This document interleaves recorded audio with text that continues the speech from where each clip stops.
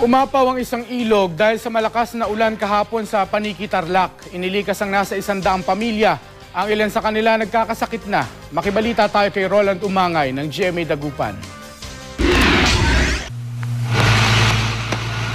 Ang bahaging ito ng barangay Salumagay sa Paniki, Tarlac, mistulang parte na ng umapaw na ilog. Walang makadaan kundi mga bangka.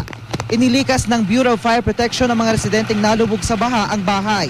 Ang iba naman, kusa nang nag-evacuate gamit ang kanilang sariling bangka.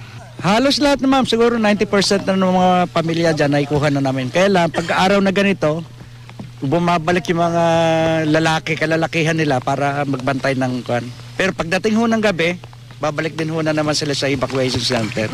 100 pamilya ang nagpalipas ng magdamag sa evacuation center. Dahil sa lamig at dami ng evacuees, nagkakasakit na ang ilang bata. Si Aling Delma, nag-aalala sa anak niyang sinisipon at nilalagnat. Kasi po gusto namin mabuhay kaya umalis kami sa bahay. Mailan namang residente ang kasamang hinakot sa evacuation center ang paninda sa sari-sari store. Para naman ako makapagtinda anak na para din sa amin. Tiniyak naman ng lokal na pamahalaan na tinutugunan nila ang pangangailangan ng mga evacuee. Roland Umangay, Nagbabalita, Pilipinas.